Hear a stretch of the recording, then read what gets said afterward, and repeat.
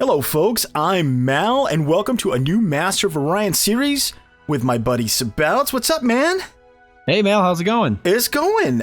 So this one's called Impossible Bromance, and those of us that have, or those folks that have watched previous series will be familiar with Extreme Bromance, being that it's co-op and that it was on extreme difficulty. So those that are familiar with Master of Orion might be going, well, what's impossible? And we're going to answer that question for you right now, good viewer, which is that we are utilizing the 5X Ultimate Balance mod by Spud Dastardly, and it actually has this new difficulty level, Impossible, and myself and Sabouts have been playing around with it for a few hours, and I'd say so far, it's pretty darn cool.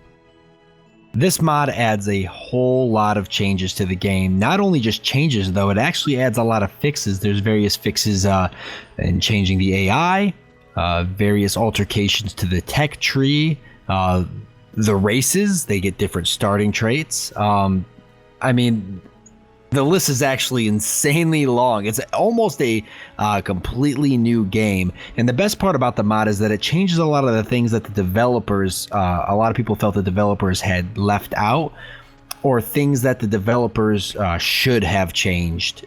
This mod actually goes through and changes a lot of that. So I think it really adds a lot of flavor to the game. Oh, yeah, absolutely. And to your point, some of the changes that might seem subtle, like if you're just glancing at a list, once you get into the game, you can feel those changes. I mean, I've played a ton of Master of Orion, this new version, and I played all through the early access phases, and then after its retail launch, and it got better and better. And even in the last video that I did about the state of the game, I said I thought that it was worth people's time at this point and their money. And I thought that it was a good game. It still wasn't great, but it's good. Good game, right? So far with this mod, I mean, I'm like you, I'm really excited about the things that we've seen. And we've played a few hours of it already before even recording. And it completely turns Master of Orion on its head, especially in terms of early game strats. Like, that was one of the complaints from the community. As you recall, you kind of had like a path that you followed. I'm going to get this tech, and then I'm going to build this thing, and then I'm going to get some destroyers, and then I'm going to do this. And that was what you did.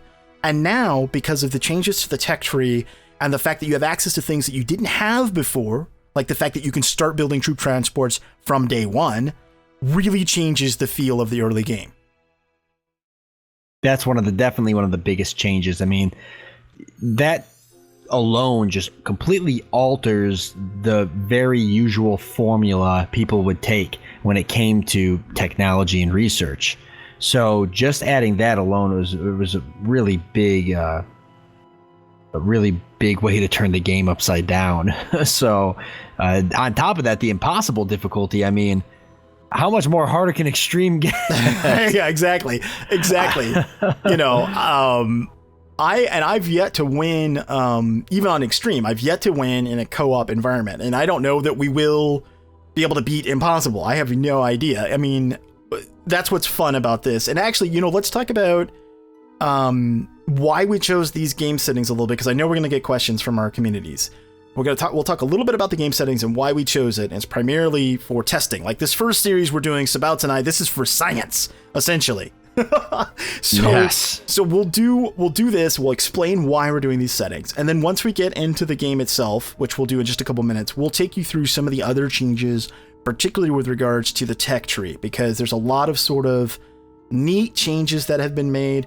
And then at the mid-game point, some techs that have been injected that didn't exist before, and then the in-game tech. There's a whole lot of stuff that didn't exist before that have been added via this mod. So let's talk about game settings for a second. We're gonna do kind of the standard fare. We're going to go with circle because we want to have freedom of movement. We don't want any locked warp points. We're going with a small galaxy, and I'm sure this is the one that people are going to be like, well, why are you doing that? You should do medium or large. We're doing this and purposely going up against 2 AI opponents, which is all we can do.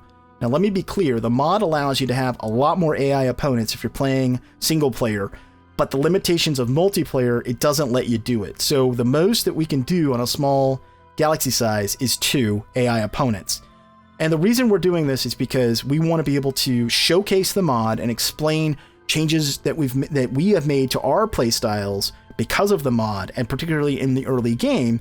And then there's another update. We're recording this towards the beginning of February of 2017. There's another mod update coming out next week, And if you guys really engage and you like seeing this particular style of Master of Orion with the mod, then the plan is that we'll do another series and we'll ask you guys for feedback on that one when we're done with this one in terms of who you want us to play and how big you want it to be and all that jazz. Right? That makes sense, doesn't it, Sabouts? Yeah, I think that's a really good way to do it. We're just kind of, putting our toe in right now and seeing what it's all about, seeing what this impossible difficulty level is about. And then we'll just jump into a cannonball. Yeah, if it's exactly. Something that seems fun and interesting. So we're going to do average galaxy age. We're doing high density on star, which basically means we have the chance to get like 5 planets in one system that could be potentially colonizable. We're doing post-warp, which means we're going to start with just the basic stuff, colony ship, couple scouts, and a frigate. Impossible difficulty, the 2 AI opponents, because that's all we can do. And again, that's a limitation of multiplayer, not of the mod. Okay, I just want to be clear about that. Big Bang seed is going to be 8675309. We're going to use no turn timer. We've got random events. We're not using pirates, but we did test with the pirates. And what we found was that the early game was fine, but when we got into conflict with another empire, the pirates kind of just became an annoyance. Like it was a boon to us because we were killing the pirate bases and getting population rewards and things like that. But as the game went on, the pirates just became an annoyance because we wanted to focus on fighting another empire and we were having to send ships back to take out pirate bases and stuff. So we've decided we're not going to use it for this one, but we may use it in the future. Yeah, so, pirates were definitely, they were a fun early game thing, just kind of fighting them and beating them up a little bit. But yeah, once the pirates kept carrying on into the mid game and they just kept spawning and we didn't even know where they were coming from half the time, it got obnoxious very quickly. It did, and even though we had like surveillance posts up, even though most of the planets we had at least a colony there, which does prevent them from spawning, they just kept showing up. And it wasn't that they could really hurt us, they were just annoying, like going and blockading a planet and we'd have to send a frigate back to go destroy them, So we're just going to avoid that for this one. We're going to leave monsters on. We're not using minor civilizations because, well, neither myself or Sabouts feel like it was ever implemented well, even the revamped version of it. We are allowing racial traits, balanced starting conditions. Timeline is disabled. This is the like auto rollback thing. Like if you made a mistake and you want to go back or whatever. Neither one of us ever plays with that. Research speed is going to be slow. Production speed is fast. Population growth is fast. We're doing 500 turns max. And then technological, economic, and Terran victory conditions are all enabled. Does that look right to you? That looks right to me. We look set and ready, locked and loaded. All right, folks. Well, we're going to jump in. Oh, ready up? I'm ready. Maybe.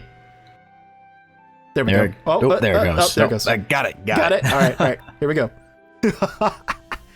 And he's obviously playing the robot, half robot guys, and I'm playing the bugs. Yeah, I like the half robot guys. They're really cool. They are cool. Boom. Here we go. Nice. Right. Already. Well, I'm liking my start. I'm encouraged by what's next to me. I've got a system with 5 worlds, one of which has a moon on it. That's a good start. Yeah. I've got 3 systems with 2 systems with 3 planets, 1 system with 1 planet and 2 moons, and an asteroid belt with an artifact. So I'm feeling really good. Where are you at? I'm in the top left-hand corner. I am in the top right-hand corner. There we go. We're perfect. Perfect. We're ready. So you got that wormhole right next to you. Is that right? System over? Yeah, it's like right up from me. I'm not, honestly, while it's cool for exploration, I am not a huge fan of wormholes simply because you can't put defenses in them, right? So always feels like a, potential. It is. It's like a backdoor to your empire. Like somebody can always come smash your face through the wormhole. Yeah, exactly. It's definitely not. It's not help. It's more harmful than it is helpful. Yeah, exactly. All right, let's see. I'm not going to worry about generating research out of the gate because my guys suck at research anyway. Now you'll see that we do have both civil transports and troop transports right off the bat, which is awesome. I'm going to go for an early colony ship. And then, something else too in the early game that's a big deal is that anomalies are really worth investigating. And for us, I think we went through like, did we go through like 150 or 200 turns when we were practicing with this? We did, yeah. And when we were getting those anomalies, holy crap. I mean, the stuff we were getting was amazing. Yeah, I mean, I remember we got like I got a colony ship one time. You got like 400 or 500 credits once. We got like advanced techs. I mean, they're worth investigating, and they kept spawning even into the middle game. Like usually you get rid of your scouts because they're worthless, but with this mod, it's worth keeping scouts around for the purpose of continuing to look for those things. Exactly. Yeah, we just kept getting like ridiculous amounts of credits from them, and I'm hoping we will this time around too. That'll be a very great boost to our early economies. Actually, I guess I've got to leave a couple of guys on research for now. I don't want to, but I have to because my guys are so bad at it. Okay. Oh, speaking of research, before we cycle to the next turn, do we want to take a look at the research tree real quick and talk about that? Because that's obviously changed. Oh, yeah, we definitely should take a look at that. Okay. Let's see. So the biggest things in terms of added text, what stood out the most? Well, the beginning, I understand where the mod actually gets the 5X name from, because you've got your exploration, expansion, exploitation, extermination, but then he added expropriation at the bottom. See it? Yeah. And that's where you get your troop transport and you get your early bomb tech, because bombs were also not a tech that were originally you had right out the gate. So, which is good though that you have that, because you got to fight pirates with it if you got pirates turned on. Mm-hmm. So that was the first thing that stood out to me when I looked at the technology tree and I opened it up. I was like, there's 5 starting techs when there's usually 4. Yep.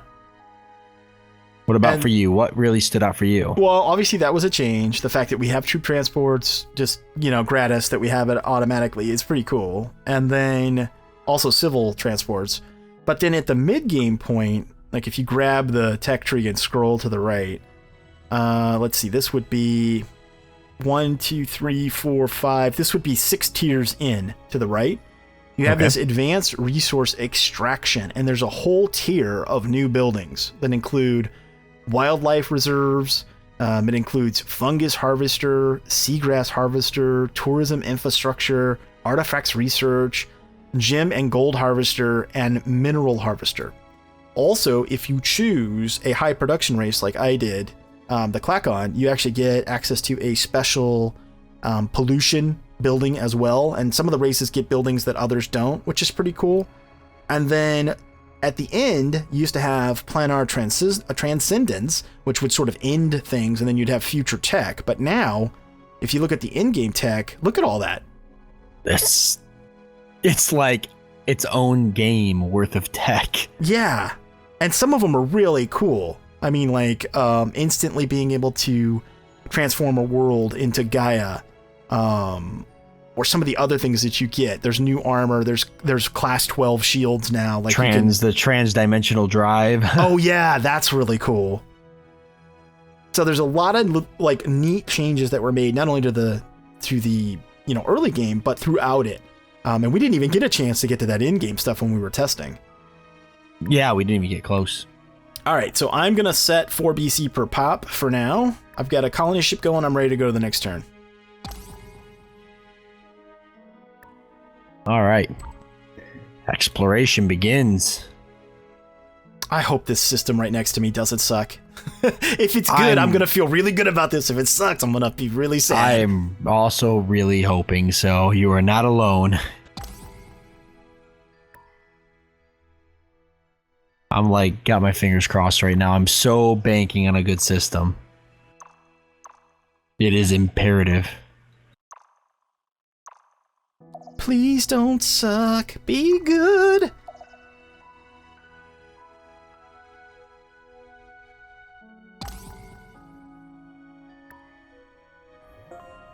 Here we go. What do we got? I got it's tiny. It's tiny, but it's Terran and it's rich and it has artifacts. Now that's pretty solid. Wow. Yeah. Nice. The other two kind of suck, but that's okay.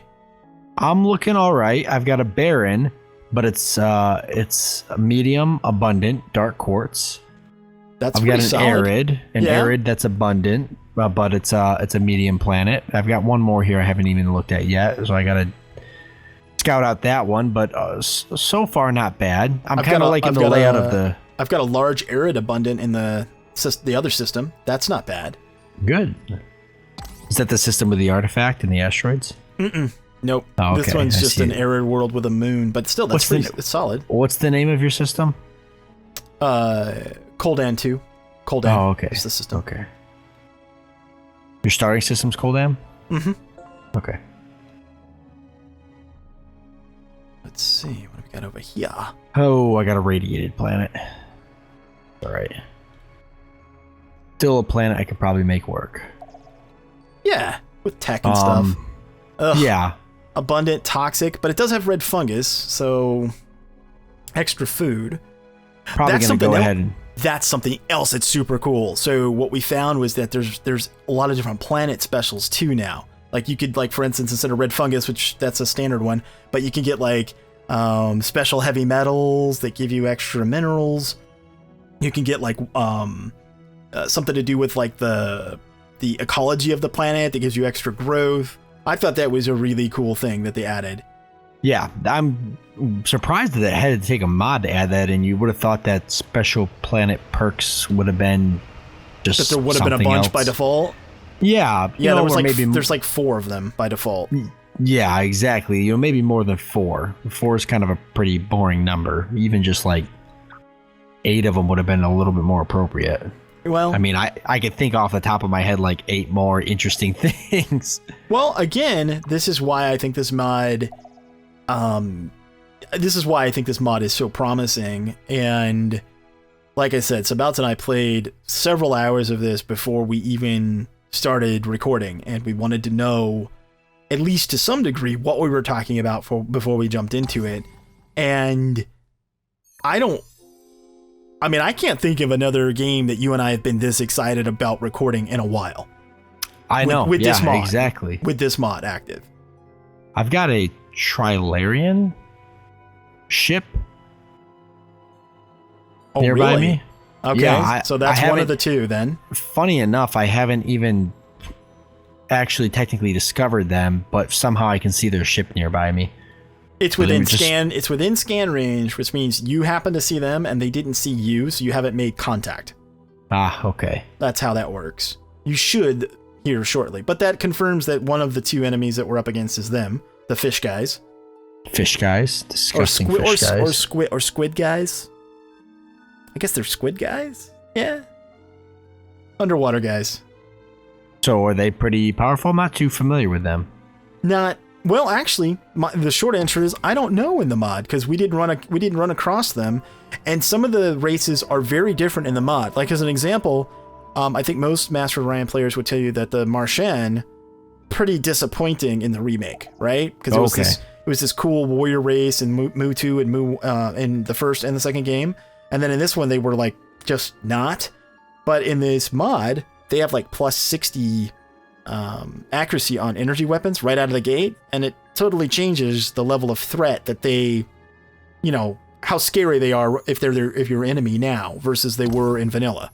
Yeah, now they're a pretty big threat. Okay, is that you? Nope, I ran into the Trilarians. Oh, hi guys. Okay. I say we try to make nicey if we can with these guys. Once we get Xeno Diplomacy, I say we try to make nicey and then kill them later. Or make nicey with one of the 2, whoever we get the best results with, and then just gang up and beat up the other guy. I'm good with that. That sounds nice. I like your voice. Did you already do? That sounds good. That sounds wonderful. Have you already colonized your other planet? Yeah, one of them. Yeah, I'm going to go ahead and colonize this arid one because I don't want to wait any longer.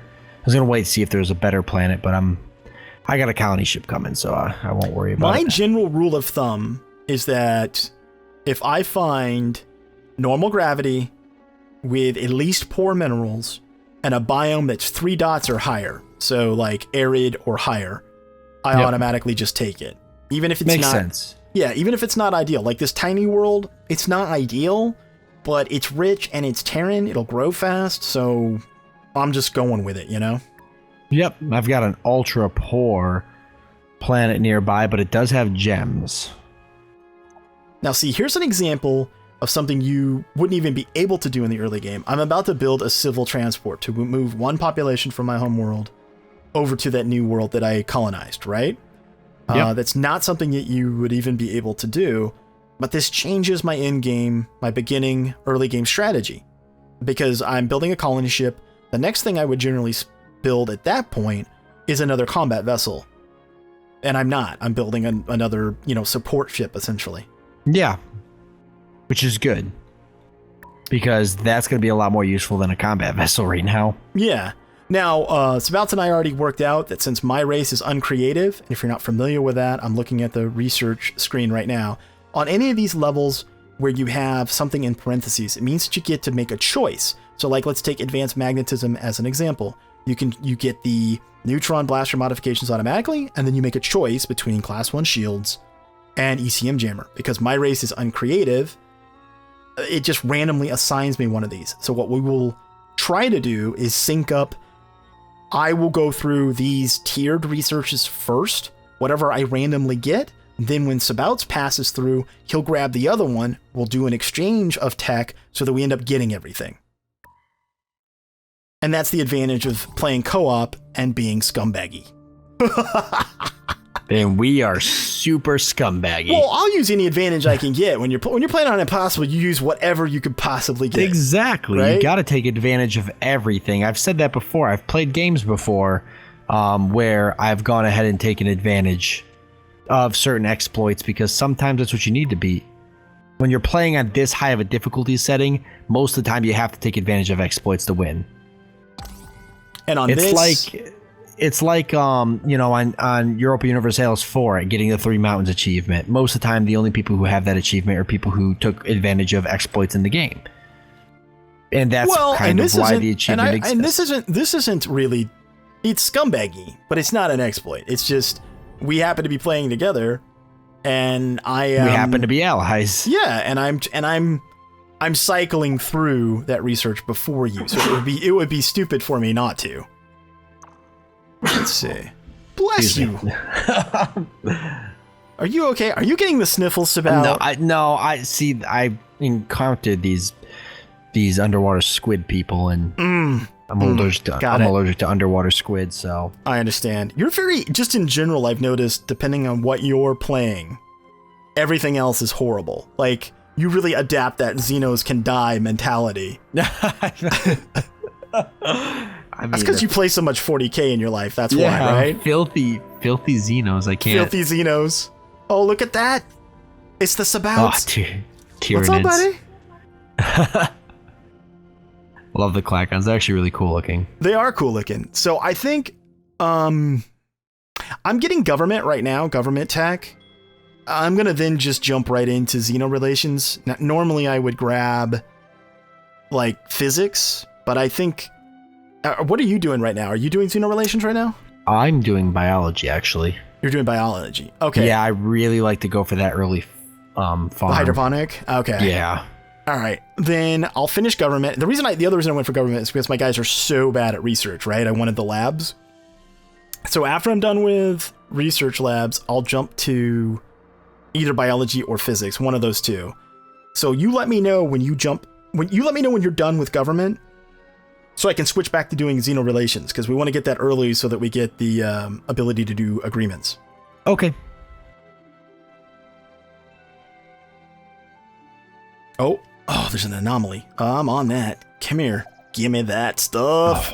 Oh, I just found a really good planet. Did you? What'd you get? Yeah. It's a huge ocean planet with abundant minerals and gold. Is it regular gravity?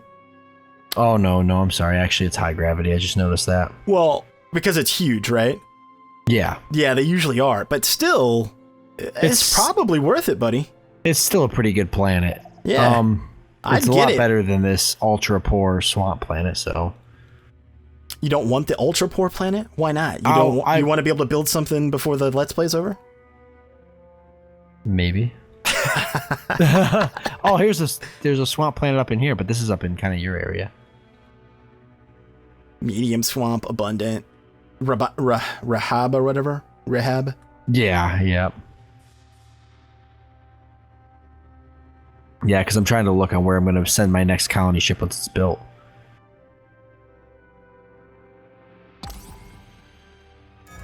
Let's see. What did I get?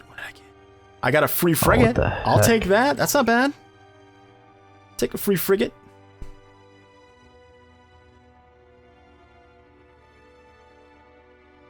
Yeah, I don't want to get that. I don't have free frigate. Yeah, from an anomaly. That's always a really good find. Yeah. Although the free colony ship is badass. I'm Gold. hoping one of us gets that. But we're gonna try to keep these episodes all about the same length of time. So we're gonna go ahead and wrap this one up here, folks. We hope that you have enjoyed exploring the 5X Ultimate Balance mod with us so far, and that you continue to join us for future episodes in this series. We welcome your comments and feedback. Let us know what you think. We would really appreciate that. We're going to be releasing these every day at, what do we say, noon Eastern is when this one's going out? Noon Eastern. Okay, so noon Eastern every day. You can expect to see more Impossible Bromance. Until next time, he is Sabouts, I am Mal, and we will see you later.